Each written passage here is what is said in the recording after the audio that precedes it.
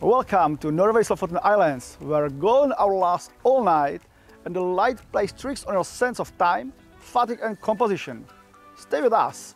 By the end of this video, we'll have all the practical tips you need to shoot here yourself and a behind the scenes look at what makes this one of the most magical landscape ever. We are not in a studio. We are not testing gear on charts. We are on a real photo expedition during the polar day. Together with our group of photographers, we are climbing hills, chasing fog, waiting for storms to pass, and shooting insane backlight at midnight. This is the real world of landscape photography, and if you want to join us, check the link in the description. Our expeditions are open for booking.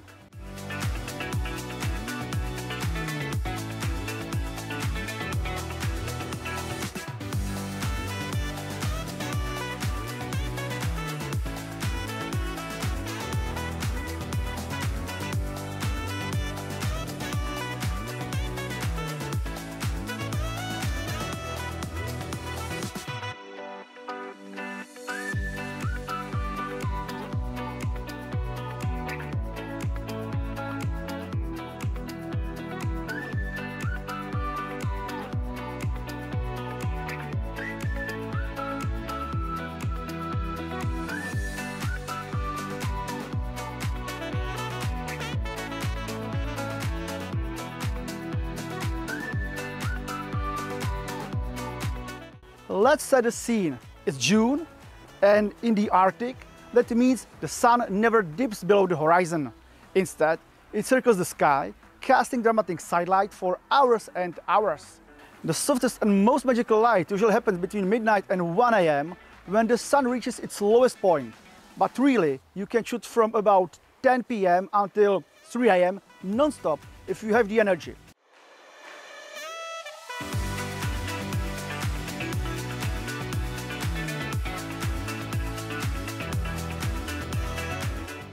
So, how do we actually shoot in these conditions?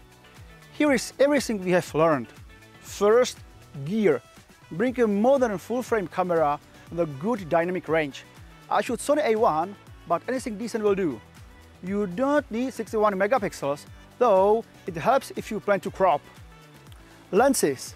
Here in Lofoten, we go wide. Personally, I shoot with size Loxia primes, the 21, 25 and sometimes 50. Fully manual, small and take sharp. But if you are on Sony, Nikon or Canon, bring your best wide-angle lenses. Some of our favorites for Sony: 16-35 f2.8, 20mm f1.8G and 16-25mm f2.8G. For Nikon Z, 14-24mm f2.8S, 20mm f1.S and 17-28mm f2.8. For Canon, 15-35 f2.8L, 16mm f2.8 and 24mm f1.8. Forget telephotos. Here it's about capturing the full scene. Sky, terrain, weather, all in one frame. Tripod is a must. Carbon fiber, medium height, spikes help with these wet rocks. Also bring a circular polarizer and 6 to 10 stops ND filters. Skip graded filters. For sky balance, we bracket exposures. Always. Settings, most of the time f11 and ISO 100. So the sweet spot for sharpness and dynamic range. If the wind dies down, add the ND filter and shoot 10 to 30 second exposures to smooth the water. If it's too windy, drop the ND and go faster with a higher ISO value. Bracketing is essential. We typically shoot 3 or 5 frame brackets at ±2 EV. Why? Because the dynamic range here can be extreme, especially when you are shooting towards the sun during the midnight golden hour.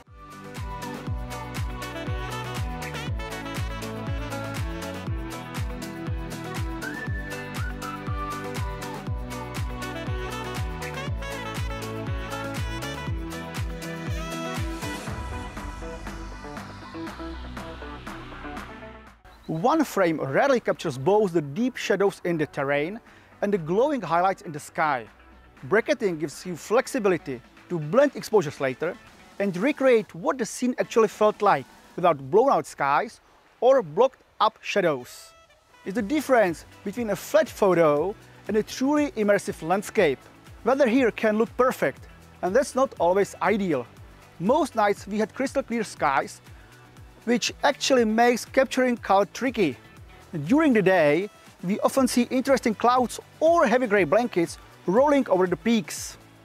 When you check forecast, ignore the generic partly cloudy icons and dive into cloud layers. For a true midnight sun shot, you want 0% low-level cloud. Any cloud at the horizon will swallow the sun just when it turns red. Mid-level clouds also work best at 0%. High-level cirrus, however, can be our friend. They catch the last light and explode in color. So the dream forecast reads low clouds 0%, mid clouds 0%, high clouds between 10 to 40%. See that and you grab your bag and go. Timing is everything. Scout locations during the day. Mark your foregrounds. Come back at night with a plan. And always turn around. Some of our best compositions were behind us, backlit in pink fog. Shooting at 2 AM is a mental game. You'll be tired, cold, maybe wet. But that's part of the magic. We have had dinners at midnight, coffee at 3 AM, and slept from 6 to 9 AM. Arctic photography isn't about comfort. It's about chasing moments you can't get anywhere else. A few more quick tips. Focus manually. Use focus magnifier and punch in. Shoot raw, bracket it, and expect to blend later. Bring a microfiber towel, you will need it. Bring trekking poles and if you can, hike up. Seascapes are beautiful, but watching the midnight sun from a mountain top, surrounded by all those red and pink colors, that's something you will never forget.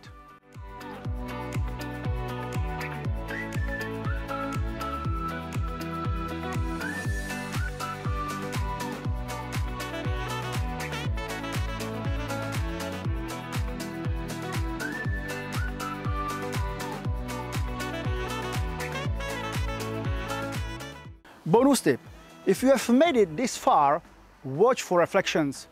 Water holds color longer than sky. Even puddles can turn red and gold at 2 AM. One of our best shots came from a shallow ditch reflecting red clouds. So, should you try this? Absolutely. Midnight sun photography breaks all the rules. It flips your sense of time. It challenges your creativity and rewards patience like nothing else. It's not for everyone, but if you love landscape photography, this is one of the most powerful experiences you will ever have. And if you want to join us, we would love to have you. Check the link below to see available dates for our Midnight Sun Photo Expeditions 2026 in Lofoten. We handle the logistics, you focus on shooting.